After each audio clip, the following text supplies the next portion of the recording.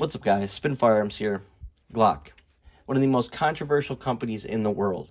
So many people can't stand them because of their lack of listening to customers, lack of innovation, and so on. But there's also so many people that are diehard for them because they make good, quality, reliable handguns and don't lie to you. And a lot of people are going to say, oh, well, some blow up. Every handgun manufacturer makes firearms that blow up. You don't know what ammo those people are using, and typically there's a lot more to the story than what meets the eye. A lot of people just say, oh, a firearm, I just saw a picture of it blown up. Okay, explain the story. What happened? What ammo? Who made the ammo? What kind of ammo? I mean, there's a lot that goes into it. But every company has lemons. But there's one thing that nobody can take away from them, regardless of all their shortcomings and so on. Now, what is that? They make a handgun in almost every single size and caliber that you could ever want. The Glock 44, 22 long rifle. So you have a plinker, something to start them young on and shooting and, learning fundamentals and so on. Then they have a pocket carry in 380, right? Then they also have a Glock 28, which is a subcompact, one of the flattest shooting, most accurate handguns I own.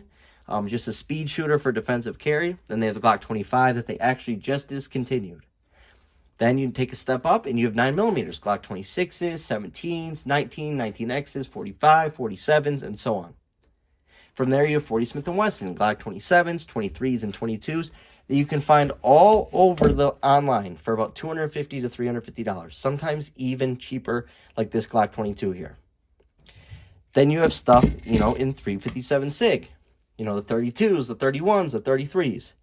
Even an extremely small concealable handgun like this, that can be carried in mag-restricted states with that extra power, just like the Glock 27. From there, you even have 45 GAP. Now, no one needs to carry this, or no one's going to buy it, or it is what it is. This is more collectible from Glock. It's a round that was made by Glock, which is actually pretty cool. But it comes in a subcompact. You can pocket carry it, that whole sort of thing. It's just an awesome, awesome collector's item. But they make larger versions of it too. And it's actually an amazing round when you look at its ballistics and compare it to 45 ACP. Which brings us into 45 ACP. What company makes a subcompact this small in 45 ACP and is still producing it? Even the 30S that I have, 9+1 of 45 ACP, super small, super short, still in production. Then you have a Woods Defense carry gun. What company makes this small of a 10mm, a subcompact 10mm, 9+1 or 10+1, or in this case 11+1 of 10mm? Devastating for everyday carry. Glock gives you the option to have any caliber that you could want, and also gives you the option to have multiple calibers in one handgun. There are very few companies that make subcompacts in 40s or 357 SIGs. I don't know of any other companies that's still producing 357 SIG. I don't. And I would really like to see a resurgence of it because people truly don't understand what this handgun is right here, right? You got 10mm that has a little bit more pop to it, a little bit more recoil, stuff like that for what it is. Then you have 9mm, which is extremely fast to shoot and great for defensive carry. Then you have a Glock 33. In 357 SIG, you have this small package that absolutely rips, has very little muzzle flip, has a little bit more felt recoil, but in terms of ballistics and out of a handgun that's even smaller than a Glock 29, you cannot beat the Glock 33 for its size, being in 357 SIG. It's one of the best rounds in the world, but like I said, we know how the world is nowadays. It's softer, therefore people need softer calibers.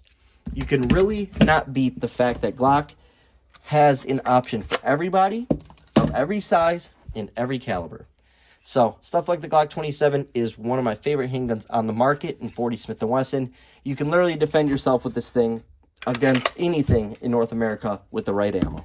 Glock simply gives you options. Even though they all look the same, right? They all take down. They make the simplest handgun that's the easiest to maintain in every caliber and size out there. You can't take that away from Glock. Thanks for watching, guys.